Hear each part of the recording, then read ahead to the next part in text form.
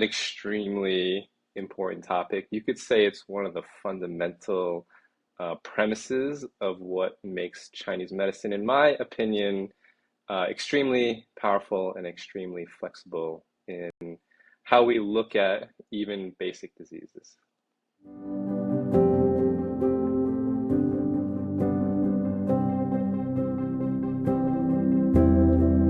Right off the top of my head, an example, let's say we take two people, right? They both have constipation, right? Constipation is the symptom. So let's say these two people, they go to a doctor and the doctor says, oh, constipation, take this medication, take this drug, whatever. So that would be treating based on the symptom, right? But if we look a little further, let's say person A, let's say their constipation is relatively acute. Let's say they've only been having it for like a week or so. Person B is kind of like a lifelong constipation. Person A, let's say they caught a cold last week and they're normally not constipated, but they also have maybe a lingering cough, maybe some stuffed sinuses, just your normal cold stuff. Person B, they don't have any of those symptoms, but they have maybe a blockage in this area, which is called the epigastric area, right? So these two types of constipation are completely different. So the pattern means that this symptom of constipation fits into a larger constellation of symptoms. And that constellation is what we call the pattern, right? So person A's pattern would be more of a constipation due to, we would call it like an exterior surface closure, meaning there's stuff stuck on the skin layer, up above in the head and the neck. So you can imagine it like you have a teapot, right? And you want to pour some tea out of the teapot.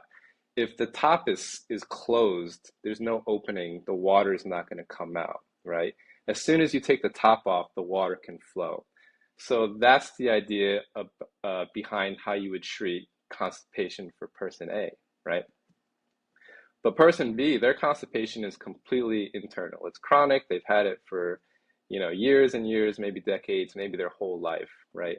So this approach would be a completely different treatment method. So this pattern, you could say, belongs to a more internal, more stagnation-based, more potentially inflammation in the GI tract-based pattern, right? So no one would ever think that these two people should be treated, that their constipation should be treated with the same medication, right? It just doesn't make any sense, just common sense wise, right? So the pattern is what we always want to treat. The symptom is just a part of the bigger picture. And it's really important to understand this basic concept. Otherwise, you could be treating, if you treat person A and person B the same way, maybe person A works and person B doesn't. And then you would say, oh, my medication works like 50% of the time. But that's not true at all. It's just because you didn't get the pattern right and you kind of got lucky on person A, and then person B, you're going to maybe just try some other constipation medication. So that's the general idea.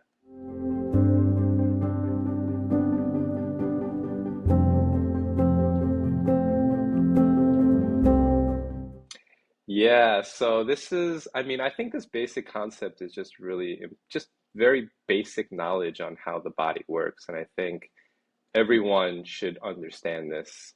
And people they should be a little picky about who they choose as practitioners. They should have an idea of like some minimum requirements that the practitioner needs to achieve for them to be awarded their services.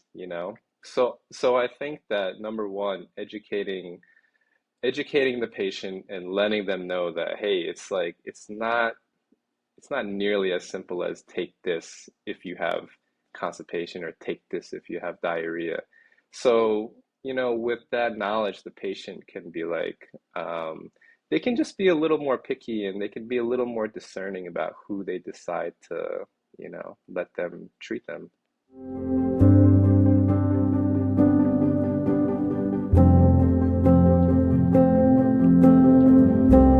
So my whole approach to medicine, we had talked a little bit about blending science and naturalism.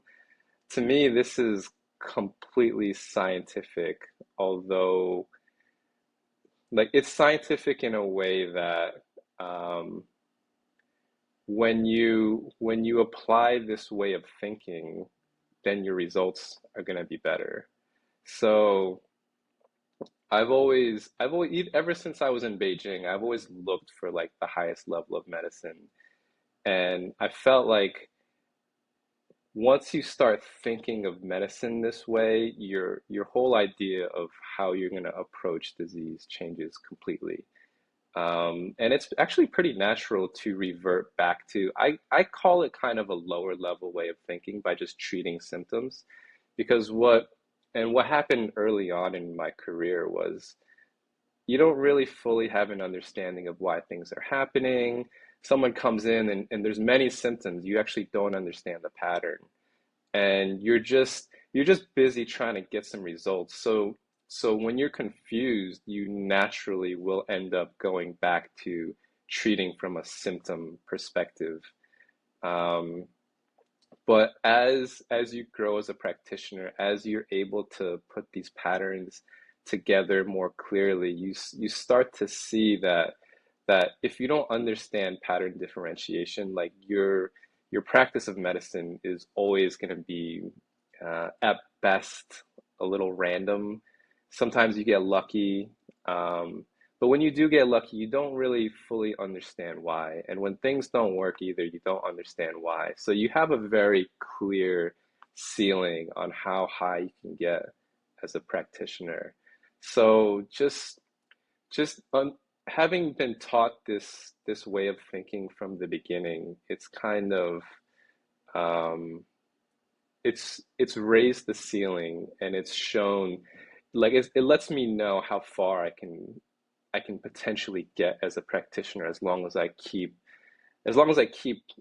increasing my knowledge in this particular way and thinking about medicine in this particular way.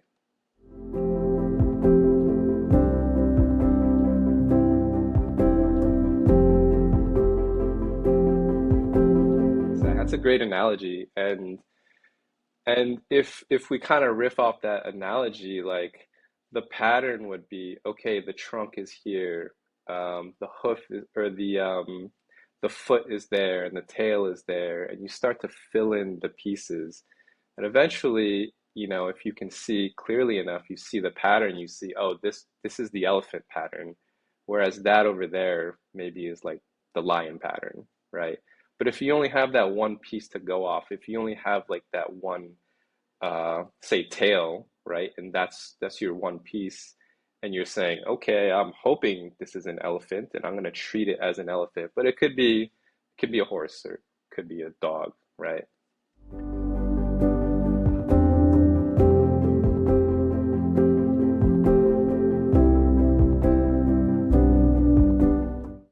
Yeah, totally, totally. There's definitely different ways to skin a cat, right? So you can approach it from any different perspective.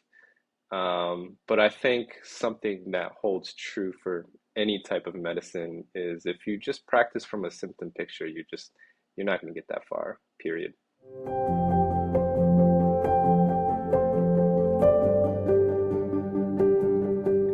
Yeah, so I would say the easiest way would be to go to my website. That's www.thechenclinic.com. That's TheChenclinic.com. And if you sign up for my newsletter, I tend to send something out pretty frequently. I just tend to send out my thoughts on medicine on all sorts of things. So that's a really easy way to just get an idea of how my brain works and how I approach medicine. And other than that, through the website, you can find all my contact information and reach out from there.